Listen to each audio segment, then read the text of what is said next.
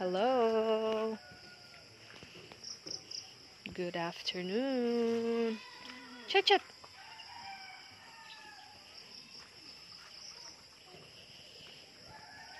I'm gonna show you our recent farm project. If you can recall, I'm not sure, pero dugay na ka ito. Tulo ni siya kapayag diri for our native chickens which we provide to Chubi Chubi. Pero we stopped doing that about last year siguro, because they buy the chickens per kilo with the same price than before. Unya niabot sa point nga nagsigig saka ang feed sa manok and they won't increase their per kilo charge. So niundang gid mi kay lugi gid siya. Mo ni siya wala na ni nangagamit, so amo na lang ni siyang gi-utilize for the native chickens. So mga Bisaya manok na ni. And then nag-project mi last month of this month, breeding house nila o para itlugan for the eggs. Kay if you can remember, we only had the chickens laying eggs on the ground.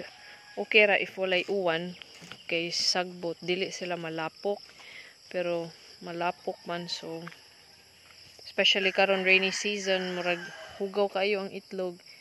So we decided to make this little cute chicken house. So magpuno mi gubo na siya kay dugay na kay na. Magpuno mi usa diha for another laying of eggs nga dili ra hugaw. So this time I'm gonna show you asa sila mangitlog. Ilang gitangtang? Kanang mga sagbot ba? Gikaon?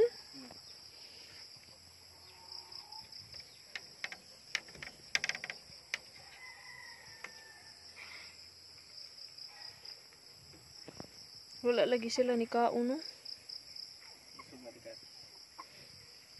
Uy, katong imong gikuan unta tong sagbot pag panglimpyo mo imong gi kanang yabo diri. We have 4. Hugaw gyapo na wa naman ni kuan mga sagbot. Up basin makagawas.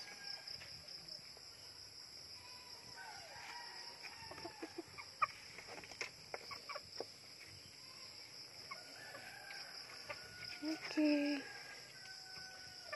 Done. Ang 30 ka itlog unsa man sik mga 2 weeks. Yeah, we can gather 30 eggs in about 2 weeks. Pila ni kahimungaan gani? 8. Yeah, we have 8 hens laying eggs. Yeah, gagmay pa kayo ang uban kay bag-o pa kaayo. Hay brown egg. Puti. Tang hambak to. Ila magong baba murag kamot tikat kay mo kuha. Mga bato. Muna siya. And then the other project that they did last month is my garden. Kay nami mga vegetable niya ganahan po ko na buwak-buwak, so gikan didto kana padong dira ana. Diha kutob akong gipasumpayan didto sa pikas.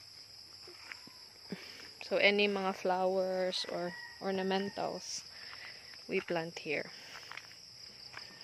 Yeah, if mag-design nami sa balay, we can get our flowers here. Or mga ornamental plants. Mulberry. We have a lot of mulberries here. Karon for now na ay mga talong. Pero nami rose. Wala na ang flower, wala na ko kaabot nga ni bloom ang first bloom niya sa among ni native nga rose. Sangi na dira, nanay tubig, flowing. So this is our new garden. This is in the back portion of the house. Napay nang itlog diha, Sik? Napay nang itlog diha? Nakuha na nimo?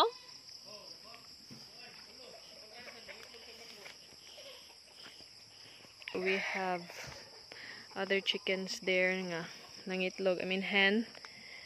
Nangitlog ganina nga. Nangitlog na sagbalik karong hapon. I don't know if nakuha na bagbalik.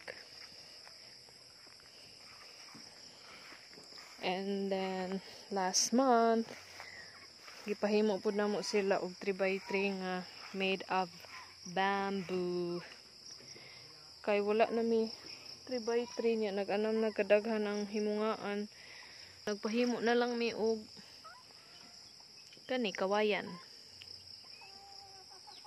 May mong batugan tik natangtang tik. Nag-inquire sad mi og 3x3 sa lungsod, mahal naman sa kaayo. Nya daghan man og kakuhaan diri kawayan nga naa sa yuta ni Papa.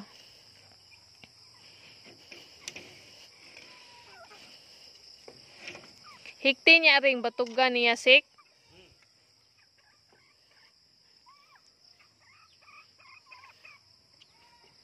Daghan kakuhaan og kawayan. Muna kawayan na lang sa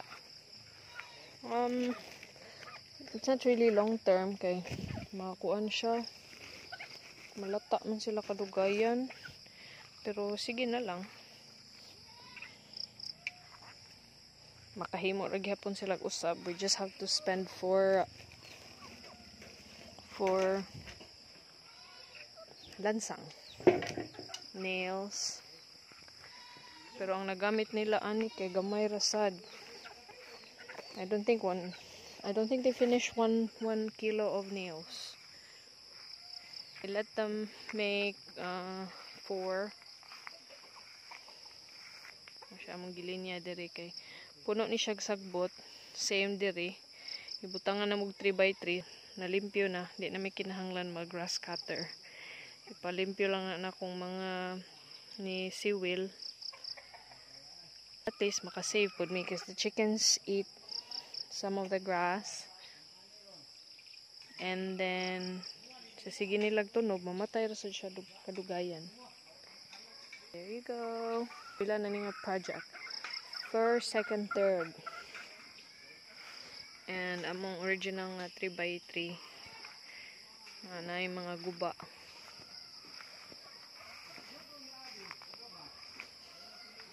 Diri na sad namo nga side gibutang para dili na pud malibon.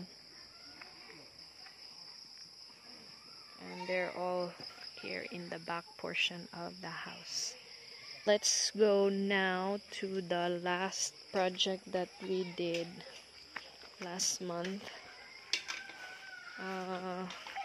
The new plot for our vegetable garden.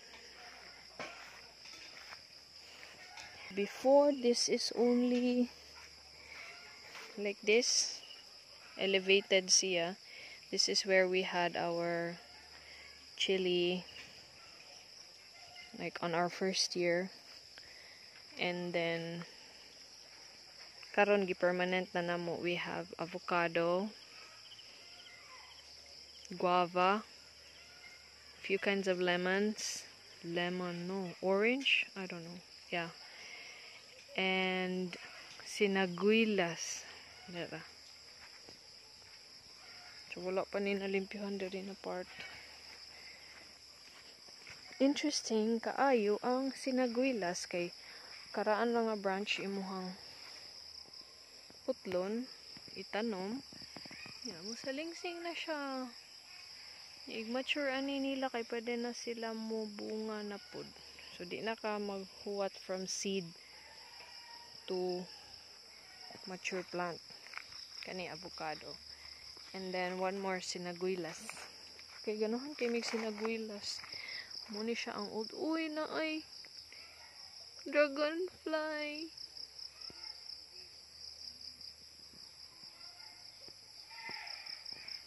Kita ninyo? Wala siya nilakaw. Ay, lakaw naman. Di ba sila mulakaw? Siya nilupad. There. Blue color dragonfly. So, old branch ni siya sinagwilas niya. Ni salingsing na siya. Nara. So, nabuhi ra siya. Ay! Lupad na gyud siya. And then we have guava. Guava.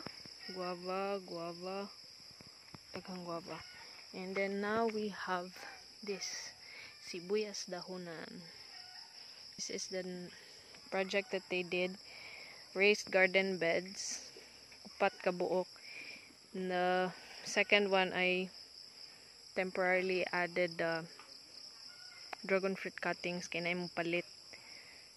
Kung lang gipa-root din ha for probably 2 to 3 weeks.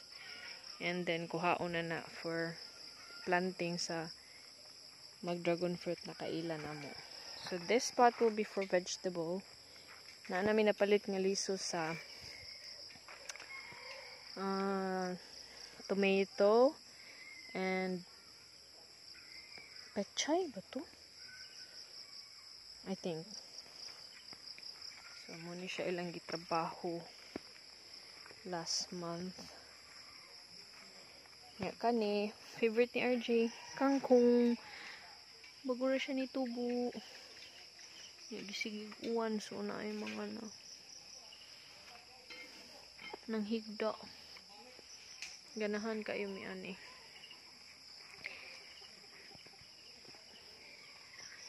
And then we have luya, ginger,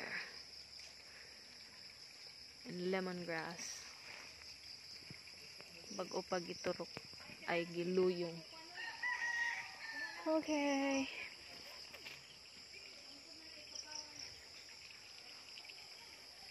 It's a nice day today. Not very hot because it's cloudy. So dara ang chicken kana gubunon para himuon og breeding center og kuan itlogan. That's it. Thanks for joining. See you next time. Bye.